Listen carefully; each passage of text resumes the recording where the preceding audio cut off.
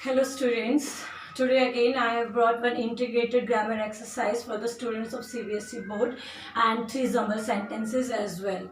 So come on, first of all, as I have told you already that before attempting your answer sheet or before writing answers, you should go through the question 2-3 times minimum, students. So there is one paragraph written on the blackboard and there is one error in each line. So we have to write incorrect word and then again we have to write the correct answer for that.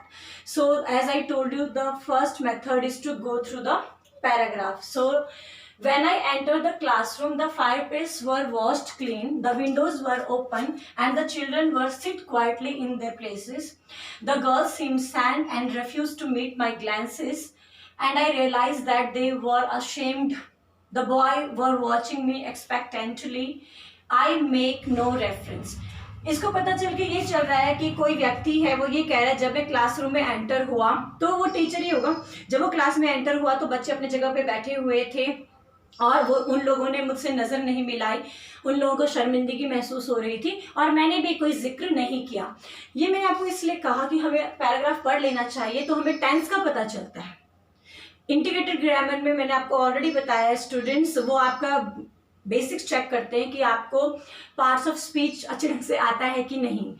Error देखो, अब इसमें कितनी error हो सकती है। Verb की error हो सकती है, प्रोनाउन की हो सकती है, कंजक्शन की हो सकती है, बेटा सब्जेक्ट की हो सकती है, वर्ब की हो सकती है, प्रेपोजिशंस की भी हो सकती है। तो इसीलिए हमारा जो ग्रामर का कॉन्सेप्ट है वो बहुत क्लियर होना चाहिए और इसीलिए आपकी विजय मैम आप लोगों के लिए एक्सरसाइजेस लेके आ रही है और आपको समझा भी रही है। चलिए अब इसको करते हैं। दूसरा मेथड मैंने आपको ये बताया कि हमें सेंटेंस को बिगिनिंग से एंड तक पढ़ना चाहिए। Okay, now let us see. When I enter the classroom, the fireplace were washed clean. यहाँ पे कॉमा दिया इन लोगों ने। The windows were open and the children were sit quietly in their places. यहाँ पे हमारा सेंटेंस खत्म हुआ है। अब हमें यहाँ पे देखना है कि उन लोगों ने हमें ऑलरेडी बता दिया कि इसमें टेंस की गलती है, क्योंकि ये जो पैराग्राफ है, ये जो बात है खत्म हो चुकी है। सो एंटर वर्ड रॉन्ग है और हमने एंटर्ड उसके लिए करेक्ट वर्ड दिया है। अब हम नेक्स्ट वर्ड ढूंढते हैं, नेक्स्ट लाइन में क्या एरर है। The fire place were washed clean. अब ये जो फायर प्लेस है ये हमारा अनकाउंटेबल नाउन है, मतलब कोई जगह है। अगर आप कोई जगह है तो प्लूरल नहीं हो सकती। अब हम बोलते हैं the house was clean, the floor was clean. कोई जगह के लिए आप प्लूरल वर्ब यूज नहीं कर सकते, हमें सिंगुलर वर्ब यूज करनी है। सो यहाँ पे गलती वर्ब की है, क्योंकि फायर प्लेस यहाँ पे नाउन है और हम यहाँ पे प्लूरल वर्ब नहीं लेंगे, हमें सिंगुलर वर्ब लेना है। So the wrong word is were and correct is was. The fire place was washed clean. जो फायर प्लेस था वो साफ सुथरा था। The windows were open. और हमें किससे पता चल रहा है? हमें इस फ्रेज से भी पता चल रहा है, क्योंकि इस फ्रेज में इन्होंने वर्ब वर ले रखा है। बट यहाँ पे तो हमारा जो विंडोज है ये प्लूरल है, तो ये हमारा करेक्ट है। द विंडोज वर ओपन, खिड़कियां खुली हुई थी। And children were sit quietly. अब कैसे होगा चिल्ड्रन वर सिट क्वाइटली? ये तो हमारा टेंस ही गलत हो गया, क्योंकि ये पास्ट कंटिन्यूअस है। ये कहना चाह रहे हैं कि बच्चे चुपचाप बैठ रहे थे, पास्ट कंटिन्यूअस है। अब हमें पता है चिल्ड्रन की according to children were is correct, but past continuous में we have to write continuous form. So children were sitting. So sit word का एरर है और हमारा करेक्ट वर्ड होना चाहिए सिटिंग। सिटिंग वर्ड होना चाहिए।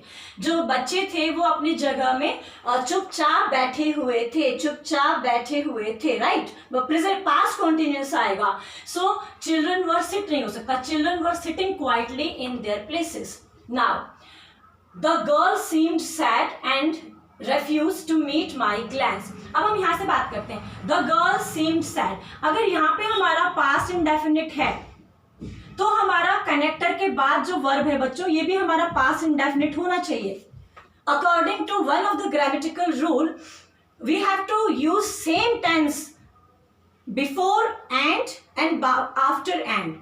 जहां पर हमारा कंजक्शन एंड होता है तो कंजक्शन एंड से पहले वाले वाक्य में या क्लॉज में या फ्रेज में जो टेंस होता है स्टूडेंट्स, वही टेंस हमें एंड के बाद वाले क्लॉज में लेना है या फ्रेज में लेना है या सेंटेंस में लेना है। अब हमारे ये जो कनेक्टर एंड है, इससे पहले वाले में अगर पास्ट इंडेफिनिट है स्टूडेंट्स, तो यहाँ पे हमारा ये प्रेजेंट इंडेफिनिट कैसे हो सकता है?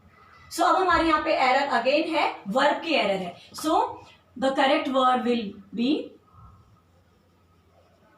refused. और वो जो लड़की थी वो बहुत ज्यादा दुखी नजर आ रही थी और वो मेरे नजरों से नजर नहीं मिला पा रही थी.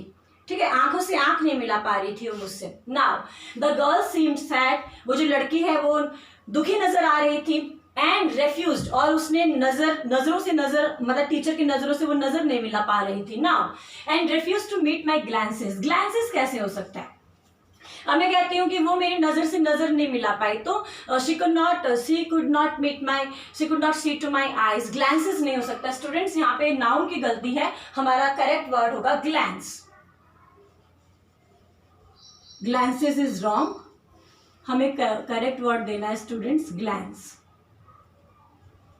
ग्लैंस देंगे.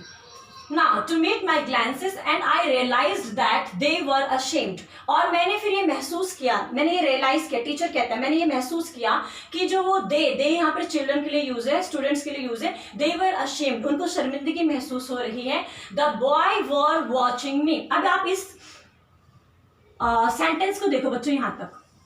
The boy were watching me expectantly. और बच्चे भी मुझे देख रहे थे किसी आशा के साथ. अब मुझे बताइए, अगर यहाँ पे हमारा हेल्पिंग वर्ब प्लूरल है तो हमारा जो सब्जेक्ट है वो सिंगुलर नहीं हो सकता, हमारा सब्जेक्ट प्लूरल होना चाहिए. So the boys, The boys were watching me expectantly. So यहाँ पे एरर किसकी है? अभी क्लास है, क्लास में एक बॉय थोड़ी ना होगा. क्लास है तो वहां पे बॉयज होंगे, चिल्ड्रन हैं, स्टूडेंट्स होंगे. सो एरर हमारे यहाँ पे सब्जेक्ट की है. और हमें कैसे पता चला? क्योंकि जो हमारी वर्ब है वो प्लूरल दे रखी है. सो अगर plural verb is given, so how the subject can be in singular form. That is why. Now again I make no reference. अब again in this sentence when everything was in past tense, जब इस पूरे paragraph में tense past tense है तो हमारी last line में हम टेंस को प्रेजेंट टेंस कैसे रख सकते हैं? So the error is in this word make and will correct it made. और मैंने भी कोई रेफरेंस नहीं किया, मतलब मैंने भी उस इंसिडेंट को क्लास में डिस्कस नहीं किया जिसकी वजह से अब बच्चों को शर्मिंदगी महसूस हो रही है. तो टीचर का ये फर्ज होता है, कर्तव्य होता है कि अगर हमारे बच्चों को उनकी गलती का एहसास हो तो हमें बात को खींचना नहीं चाहिए. नाउ नेक्स्ट हमारे पास जंबल सेंटेंसेस हैं स्टूडेंट्स. लेट, हम कोई लेट है, तुम उठे थे, चुके हो ऑलरेडी. मतलब अगर हम इस सभी वर्ड्स को पढ़ते हैं तो ये पता चल रहा है कि तुम ऑलरेडी लेट उठे हो. राइट. अब हम इसे कैसे लिखें? वैसे भी हमें सब्जेक्ट में सबसे पहले सेंटेंस की बिगिनिंग करेंगे तो हमें सब्जेक्ट चाहिए. सब्जेक्ट आपका नाउन भी हो सकता है, प्रोनाउन भी हो सकता है. तो अगर हम सेंटेंस की बात करें तो यहाँ पे हमारा सब्जेक्ट क्या होगा? यू. नाउ सेंटेंस के अकॉर्डिंग अगर हमारा सेंटेंस की शुरुआत में सब्जेक्ट होता है, फिर हमारा हेल्पिंग वर्ब या वर्ब चाहिए. सो इस सेंटेंस में आपका हेल्पिंग वर्ब क्या है? Have, you have. नाउ हमारा ये जो ऑलरेडी है ये एडवर्ब है. ठीक है, हमें इस एडवर्ब को वर्ब से पहले लेना पड़ेगा. You have already woken up late. Right. So you have already woken up late. हम किसी को कह रहे हैं कि तुम ऑलरेडी ही लेट उठे हो, तुम सुबह है लेकिन तुम बहुत लेट उठे हो. अब ये हमारा फर्स्ट सेंटेंस है. अब नेक्स्ट में देखो, इसी से जुड़ा हुआ हमारा नेक्स्ट सेंटेंस मिलेगा. नाउ ऑन टाइम, अगर तुम्हें समय पर पहुंचना है तो तुम्हें जल्दी करना पड़ेगा. अब हमें कैसे पता चल रहा है? समय की बात आ रही, हरी की बात आ रही, जल्दी करो. वॉन्ट, अगर तुम ऐसा चाहते हो, टू रीच ऑन टाइम. अब इस हमें इन वर्ड्स को पता चल रहा है कि अब अगर तुम्हें समय पे पहुंचना है तो तुम्हें जल्दबाजी करनी पड़ेगी. So if you want to reach on time, so we can begin like this, hurry up, then comma, if you want to reach on time. Hurry up, जल्दी करो अगर तुम चाहते हो समय पर पहुंचना. तो ये हमें इन सेंटेंस में जो ये वर्ड्स होते हैं इसमें हमें पहले वाले से कनेक्ट करना है उसको, और फिर हमें इसको मीनिंगफुल ऑर्डर में रखना भी होता है. नाउ नेक्स्ट सेंटेंस क्या है? तुम ट्रेन मिस हो जाएगी, नहीं तो फ्यूचर में दोबारा। अब हमें इन वर्ड से क्या लग रहा है, हमें इतना बच्चे को आता है कि ये पर्टिकुलर वर्ड्स का मतलब क्या है, वो समझ रहा है इससे कि नहीं तो तुम्हारी ट्रेन दोबारा मिस हो जाएगी। So what we will write, otherwise you will miss the train again। So otherwise है, ये हमारा एडवर्ब है, एडवर्ब ऑफ कॉन्ट्राडिक्शन है। और जब हम किसी भी वर्ड एडवर्ब को शुरू में लेते हो पूरे सेंटेंस को ही मॉडिफाई कर देता है, इसीलिए हमने इसको कॉमा से सेपरेट किया। नहीं तो तुम्हारी दोबारा ट्रेन छूट जाएगी, ठीक है, नहीं तो तुम्हारी ट्रेन दोबारा छूट जाएगी। तो इस प्रकार इंग्लिश में हमारा इन वर्ड्स को हम मीनिंगफुली अरेंज करेंगे। So students go through these integrated grammar exercises. बहुत समय अभी आप लोगों के पास, अभी तो बिगिनिंग है, और आपके विजय मैम आपके लिए इस प्रकार की एक्सरसाइज लेके आएगी और आपको एग्जाम तक बहुत बोल्ड बनाएगी, बहुत कॉन्फिडेंस बनाएगी। और मेरा आप लोगों से वादा है कि जब आप एग्जामिनेशन हॉल में होंगे नेक्स्ट ईयर, तो आप इंग्लिश सब्जेक्ट में 101% कॉन्फिडेंट होंगे। Thank you.